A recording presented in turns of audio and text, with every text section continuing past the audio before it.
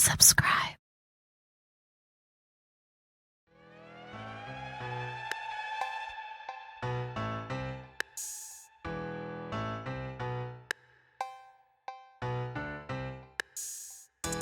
The twins ran that part of London like an iron rod. There was nothing that went on in that East End that they didn't know about.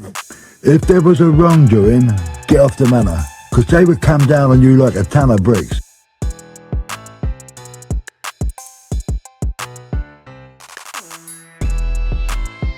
Well, you know they keep saying about protection. They was running the protection racket. It wasn't actually like it sounds. They would go into a place and say, if you don't give me we look after you, if you don't pay this, you'll be in trouble and all that. People actually used to go to them and want them to look after it and let it be known that they was looking after a place. They wasn't actually, I suppose it is a protection racket in a way, but it was worked on a different basis. People used to go to them and ask them to look after them.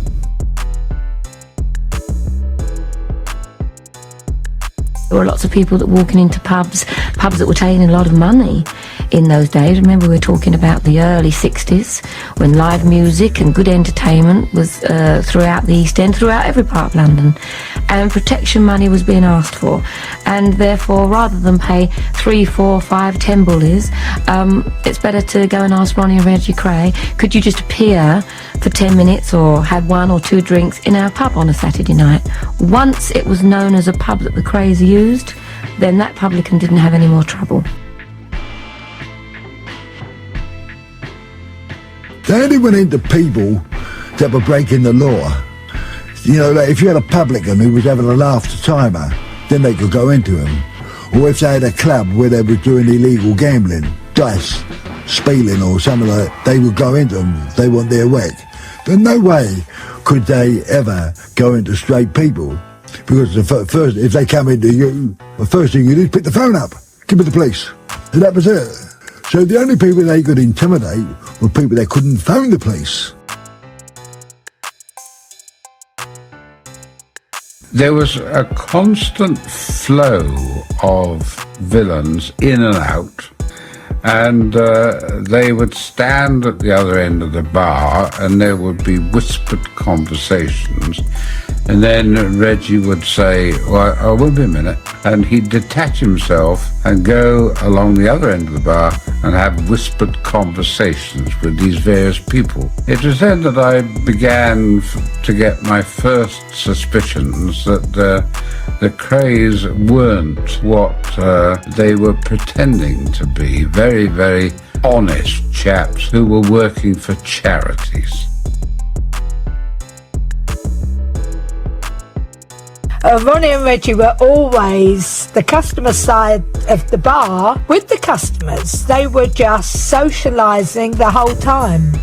You were never aware of any business going on whatsoever. They were just in the company all the time.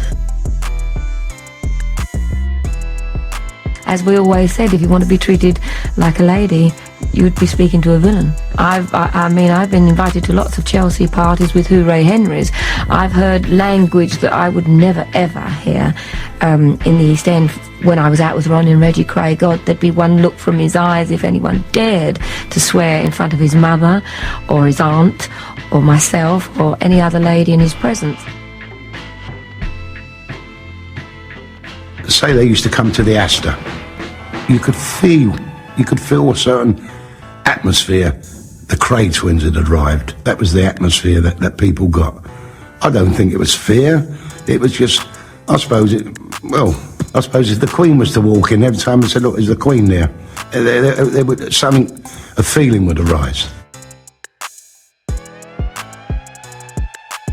This royal progress might have continued unchecked, but for Ronnie's recurring bouts of mental instability. In 1958, he was committed to a mental hospital after attacking a man with a bayonet.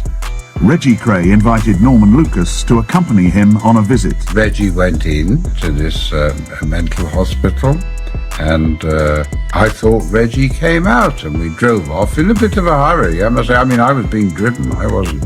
I was in their car. And so I turned round to Reggie like an idiot and said, how was Ronnie? And he said, well, I'm bloody Ronnie. He said, Reggie's in there now. And I thought, Jesus, what have I got myself into? I said, but you mean you're now an escaper? And he said, well, I'm not really, am I? He said, they shouldn't have put me in there in the first place. I'm perfectly sane. Why should they do that? And I thought, well, now where the hell does this put me? I mean, I'm just a newspaper man. The switch pulled off, Reggie walked free. But Ronnie was now a fugitive, and Lucas perhaps an accomplice. With Reggie at his elbow, Lucas called on contacts at the Home Office to negotiate a surrender deal for Ronnie with no penalties attached. And I came off the phone and Reggie said, I wouldn't have bloody believed it if I hadn't been standing in the phone box. He said, what's he saying? This man in the Home Office? I said, well, you heard. I said, if Ronnie will give himself up now or tomorrow morning, he will go back there, but he won't necessarily stay there. And Reggie said, well, that's bloody marvellous. He said, how is it you know such high-powered people at the Home Office? But all part of the job, Reggie, all part of the job.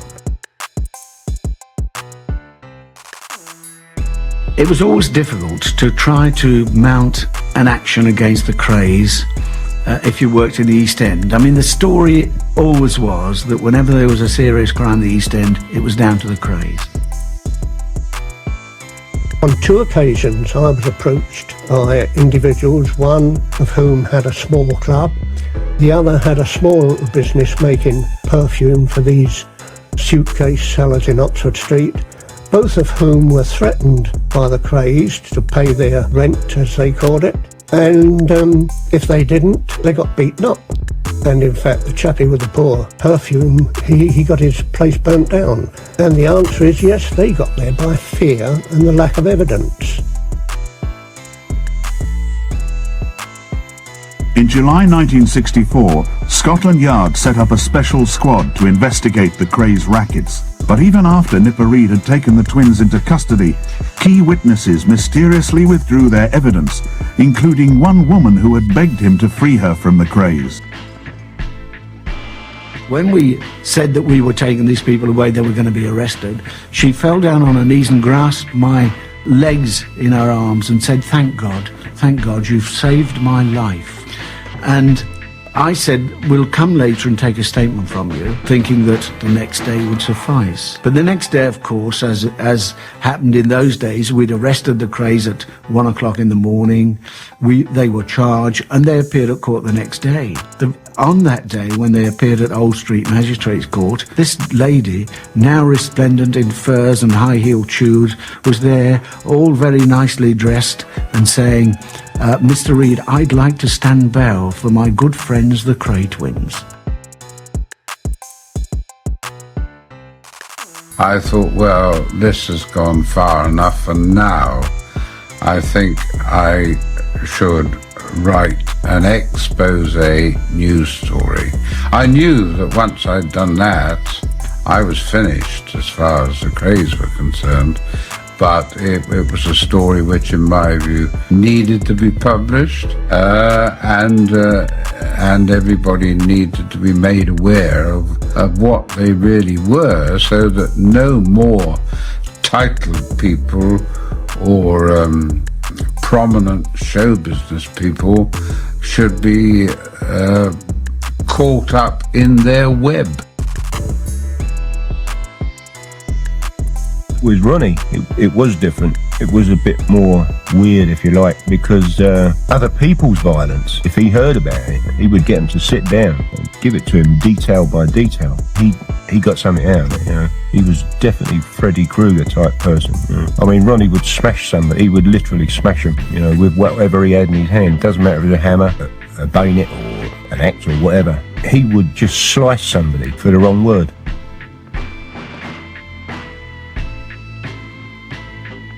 People said to him, George, you know, you want to be careful, you're going over the top. Ronnie won't stand for this, you go. You know what he is? He's a nutter, that's how people say. He won't stand for this. And he carried on and carried on. Ronnie even said to me, I don't know what he thinks he is, hey Cornell, you better not go too far with me.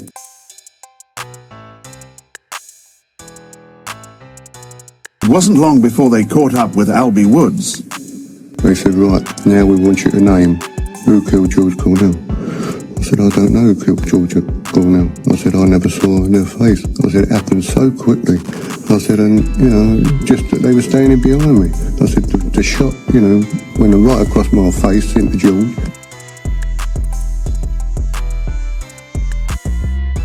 And when we tried to get witnesses, people said they didn't see anything, they didn't hear anything. You know, it's as if the thing had never happened. The barmaid said she was downstairs, she was in the cellars trying to get some more drinks up and things of that kind. And so that there was this desperate situation where suddenly this dramatic event had taken place and nobody had seen anything. But they kept trying and kept putting plenty of pressure on them, you know. But with all the pressure and all what I was offered, you know, no way could they win with me. I'd sooner be inside for the rest of my life than, you know, grass people up. When I think about the Cornell case and all the problems, that was really the beginning of the worst problems I was ever going to have. When I knew what happened, when they told me, I thought, I was just sick inside, you know, and I thought then that this is the beginning of the end. As Charlie Kray told his twin brothers, we could have had a fabulous life before all these murders. We had it made and we could have gone to better things. And as I said, you two would have been somebody. You was fate in life. And I said, now I think it's gone. You've blown it. Everything. You know, her mother, father, me, you. We're going to go. I know we are. And everything's finished. but Donahue escaped the net. And I didn't know anything had happened until I get in the lift, go up to I forget what floor they were on. I walk along and I see there's two coppers outside their flat. Even that wouldn't normally worry me too much. I see their front doors standing up against the wall, and I thought, oh yeah. And one of these coppers said, "Who are you?" I said, "My name is Donahue. I've got a cab firm in Bow, and I have a running account with Mr. Kray, and I come once a week to collect." Anyway, he very politely tells me I won't collect that particular week and piss off. So I did, and I was gone. And I went all over the place. Wound up in Bethnal Green. 3 weeks later, the squad came in, and that was it. Wiped up, nicked.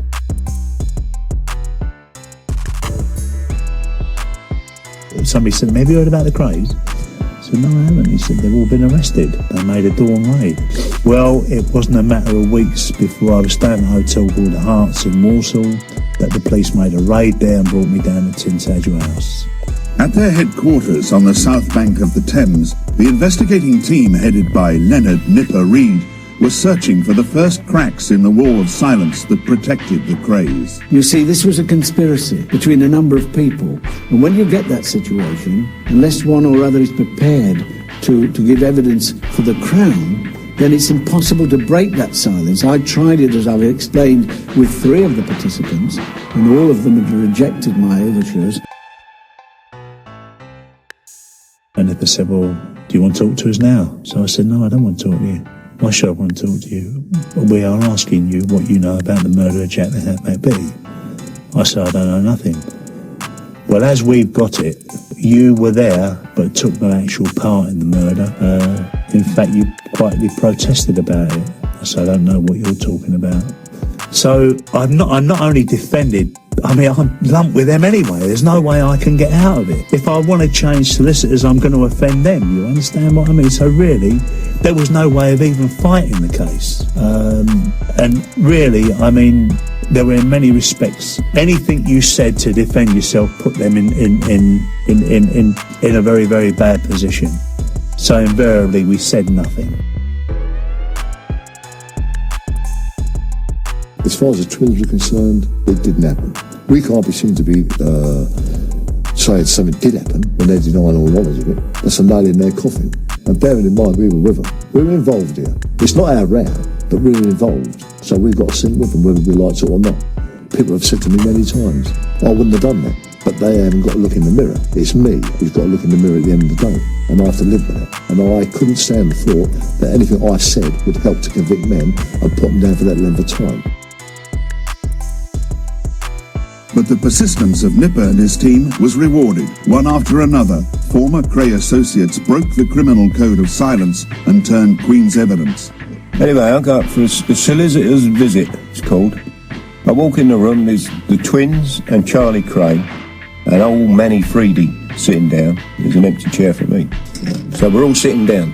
So they say to me, what do you reckon? I said, well, this is what I've made, notes I've made. Reggie takes the notes, reads them, and just ripped them up. When he sees this, Freedy, he gets up, he says, I'll go and get another chair. What for? We're all sitting down. He just wanted to be out of the room so they don't hear. Ronnie says, don't bother with notes, Albert. He said, what we're going to do, Scotch Jack is going to hold his hands up for Cornell. Young Ronnie's going to hold his hands up for Jack the Hat. And we want you to hold your hands up for Mitchell. And we'll take all the violence and frauds. What a wonderful chap, you know. So I looked at him and I said, no. And well, the temperature went down in that room about 10 degrees straight away. And they're just staring at me. So that was it. I am now off the firm. Freedy comes back, smells it, and he said, my boy, just because you're not a Kray doesn't mean you won't get the same treatment. I said, yeah. Donahue trusted his instinct. He pleaded guilty to a lesser offence of being an accessory to murder and was sent to prison for 2 years. The most damning witness of all proved to be Ronnie Hart, the Kray's own cousin. Once Hart had decided to tell us who was present, what their involvement was, and the fact that they were present, of course, makes them guilty of the murder. Indeed, as guilty as Reggie Kray had actually wielded the knife. Once he had given that evidence, we could charge all of them, which we did. He said, you want to go down with him, you're going to go down with him. Don't stand no nonsense of him. Charge him. Ronald and Reginald Kray were sentenced to life with a recommendation that they should serve a minimum of 30 years. Chris and Tony Lambriano were also sentenced to life. They didn't come out for 15 years. Charlie Kray was sentenced to 10 years for being an accessory to murder. But in the East End, there were mixed feelings about the verdicts. When the twins finally got nicked and they got found guilty and what happened to them, I was very, very upset. Very upset, because even though people think they was murderers, villains, gangsters, I mean, there's a lot of people done a lot worse than them, got a lot less for it and still getting less for it. And in a lot of people's eyes, they'll still go as two nice boys, even though it might strange sounds to you. They will still be known as two nice boys. I mean, the whole of the East End was devastated. I don't think they ever dreamed, nobody in the East End thought that they'd be sentenced to 30 years, minimum sentence. But one of the architects of their downfall has no such sympathy. I didn't consider them to be friends as such. I enjoy having a drink with anybody, and I enjoy listening to anybody's stories of this or that. But I felt that at the end of the day, I was going to get a first-class story out of it, possibly a book, a feature series, and do a public service in exposing them. And I had no scruples about using them and conning them as much as I could.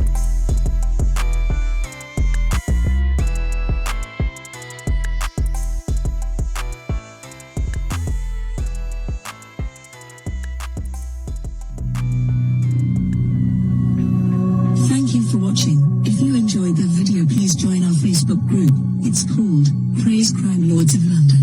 We're a friendly, moderated group with over 1,000 Kray and other celebrated gangster videos available for view. There's also thousands of images in the photos sections. The link for the group is in the YouTube description